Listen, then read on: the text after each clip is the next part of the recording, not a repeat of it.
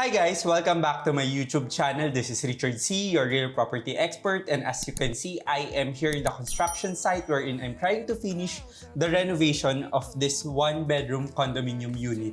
So while I'm here, I'd like to talk about the importance of interior designing your unit. How does it contribute to your investment, and how much should you prepare if you really want to renovate your unit? So if you're interested, please stick around and watch this vlog.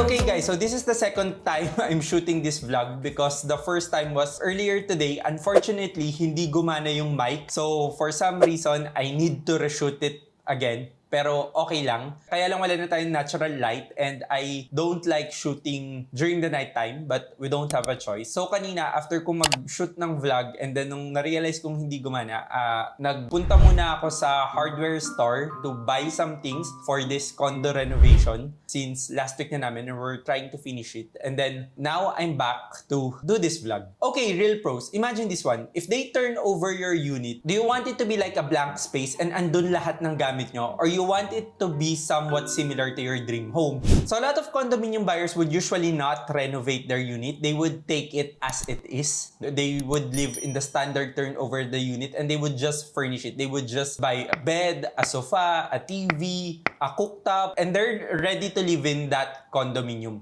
So that's for majority of Filipino buyers. So in short, it's just a blank space with all the furnitures. But did you know that an interior design creates more space, improves space utilization, and maximize the functionality of the space? That's why it's important for most people to have their units upgraded because majority of the turnover would not be the highest quality of materials. Especially when it comes to flooring, they usually use China tiles. The reason for this one is developers would like to cut costs when it comes to the unit itself, no? And they would invest more in the areas like the lobby, the amenities, no? Wherein they'll invest more aesthetics dun sa area na yon, no? Just to add, or the facade, just to add value to the property. Because developers don't want to spend for expensive materials inside the unit. They leave it to the buyer whether they would like to have it upgraded. Even high-end developers would not use high-end materials inside the unit. Reasoning nila when I asked them is because a lot of their buyers could actually afford an interior design. But how much does an interior design cost? Now, any interior designer or contractor would tell you that it would depend on the design of the condominium unit. Usually, you're given three choices. The first one is 15,000 per square meter, which is the basic renovation. So in this 15,000 per square meter, usually you don't change the floor, no? You keep the existing floor, you keep the existing ceiling. There's no drop ceiling na ginagawa. It's more of painting, changing the bulbs, masonry works, and additional cabinets. So usually, yun lang yung 15,000 per square meter or the basic renovation. The second one is the premium renovation wherein it would cost you more or less around 20,000 per square meter. In this renovation, the contractor would change the flooring, would have drop ceiling for pin lights, change the countertop from synthetic stone into granite, quartz, or marble, and usually furnitures would already be fixed inside the unit. So this is for the premium renovation. So currently, I am doing a premium renovation. I am working with Masa Fit Out. Go check them out on their Instagram account. So 80% dito tinanggal and will be replaced by different materials. And lastly, of course, is the high-end renovation wherein you use the highest quality of materials. No? So you don't want to accept alternatives dito. So it's really more of using the highest quality of materials or the grade A materials pagdating sa high-end renovation, which is around 25,000 per square meter. The goal of interior design is more than aesthetics. Of course, it adds a lot to the cohesiveness and the living experience of the unit, but the most important thing is the functionality, no? Because it really needs to be livable, and most of the time, the standard turnover is not. It's very important to invest on it. So I know it could be expensive, no? Very expensive, but most of the time, it's worth it. Why? Aside from you're getting the best user experience and of course, the interior design reflects your personality as a condominium owner. It's something more personalized. Aside from that, in terms of value, it does not directly increase the value of the property. However, in a competitive market, you'll be the first one to be able to get renters or to be able to get buyers once you decide to sell the property. Why? Because a lot of times, people would prefer an interior design unit just to have an edge from the other standard units, no? Because they think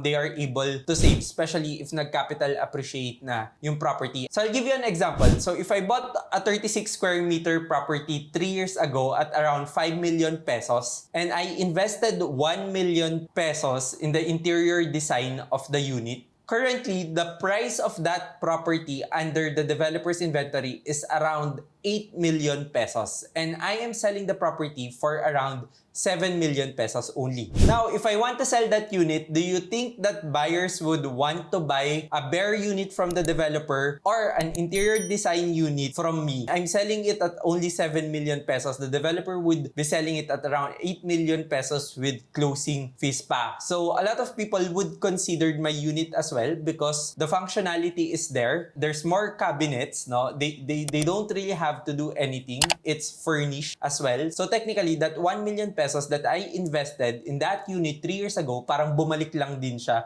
sa akin. So I do now get the return of investment from interior designing that unit. When it comes to renting out the property naman, of course, you'll have lower months of missing out rent payments or you'll have lower vacancy rate. It means that instead of you not being able to lease out the property for 6 months every time nag-expire yung contract ng tenant mo, you'll be able to lease it out within 1 month. So that 5 months gap every time you're changing tenant, that could actually be the investment for your interior design. And once you decide to sell the unit, then you get your money back. So I look at the impact of interior designing your investment that way. It does not significantly increase the value of your property. However, it's more marketable. There's more people who'll be interested to buy or to rent it out. And of course, you'll be able to get the cash flow at a faster rate. So I guess those are the reasons why I really like to interior design all my condominium units. So now that you know the impact of interior designing your condominium unit, how much does it really cost? So I'll give you a breakdown based on the proposal of Maso Fit Out. So this is just a rough estimate and I'll just show you how much yung mga major works na gagawin dito sa unit. Again, this is 48 square meter less the balcony. So for the basic works, which happens to be the painting, so for the wall painting, it's around 32,198 pesos. For the ceiling painting, it's 28,836 pesos. For the demolition works, for the removal of the wood flooring, buti na lang engineer floor siya, it's around 7,000 pesos. So I was able to save on this kasi kung tiles yung tatanggalin, mas mahal siya. And for the replacement of the floor or for my floor tile installation, inabot siya ng 27,393 pesos. But changing the floor for me is non-negotiable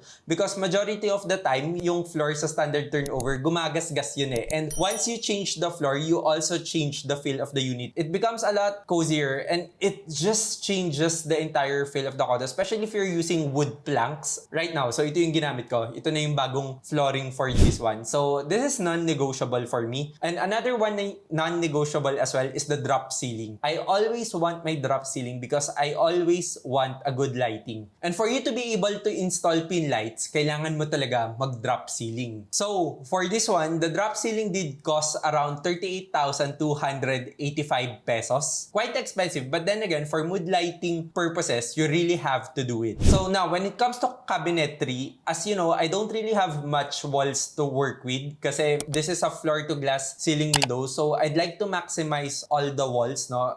And I'd like to have cabinets as much as I could. Okay, so the first one is I requested for an overhead cabinet above the bed. Yes, ayoko sana, pero there's really no space kung saan siya pwede ilagay. So that's around 26,722 pesos. And the cabinet beside the bed, which is the additional closet for my clothes, was around 30,540 pesos. The television cabinet naman in front of the bed did cost me 34,357 pesos. And for the cabinet behind me, this was around 31,812 pesos. This is a floor-to-ceiling shoe cabinet and beside it is shelving. So nandito ako sa foyer ng unit, yung una mong makikita pagpasok mo. So as you can see, medyo mahal talaga yung cabinetry but you don't want din naman na pag nakatira ka sa condo, nakalabas yung gamit mo. A little clutter sa condo, pinapasikip niya. So it lessens the space agad. So it's really worth it to invest on the cabinets. So for glass and metal works, my bedroom mirror did cost 39,723 pesos. And for the mirror at the kitchen, it did cost me 36,911 pesos. I know it's expensive, but mirrors are really useful to make the unit look bigger. Again, it's non-negotiable for me. And then my toilet and bath mirror with backlighting, that's around 16,000 pesos. No? So that's for glass and metal works. So for the removal of the tiles sa toilet and bath, the labor was around 5,500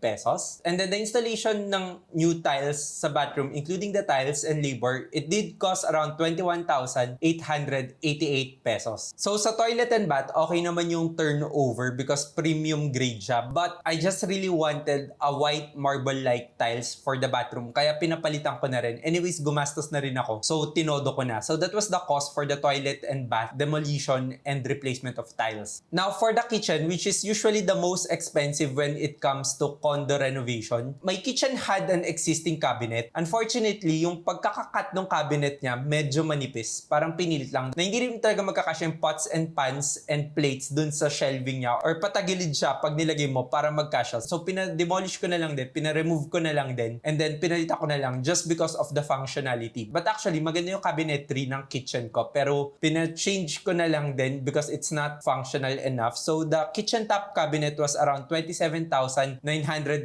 pesos and then the kitchen bottom cabinet naman is around 38,175 pesos. Now the kitchen backsplash is around 14,000 pesos and the kitchen countertop replacement as well is 14,000 pesos kasi yung kitchen countertop niya nga parang synthetic stone eh. Usually yun, nag-a-absorb yun ng water and then nagkakaroon siya ng mancha or all those other things. So eventually, madali din siya masira. And of course, the bar countertop, which happens to be the focal point of this condominium unit, which cost me 21,000 pesos for the materials alone. I guess that's all the major works that I did for this condominium. So all the other charges are plumbing, wall installation, wood cladding. Actually, marami pa. Marami akong pinagawa. Power and outlet relocation, installation of accessories, wall accessories, strip lighting, etc. But those are minor expenses na. No? So just to give you an idea, the usual renovation expenses would be glass work, cabinetry, masonry, and painting, and demolition. So yun lang naman. So hindi ko na siya ito total pero binigyan ko lang kayo ng idea per item na gagawin. So again, that's it. Yun lang yung gusto ko i-discuss when it comes to renovating your unit. I hope that was helpful and useful at the same time. Okay, and I forgot to mention that one of the major expense as well is the interior design of your unit. So the interior design would cost around 1,000 pesos per square meter. Pero if you know naman na yung mga cabinets na gusto nyo or you just want to have any cabinets, you don't have to hire an interior designer and you can just work with the contractor directly. Okay, Real Pros, I hope that was useful and helpful at the same time. So please do give it a big thumbs up. Please do subscribe because I'm currently not hitting my numbers. For me to be able to sustain this vlog, I really need you to subscribe. And please, if you have any question, please comment it down below. And don't forget to follow me and connect with me on my social media accounts. So again, this is Richard C. And I can't wait to reveal this condo real soon. Bye, Real Pros. What you thinking? I need to know your feeling. If you crush on me, you need to know my story. But don't get too close to me, 'cause I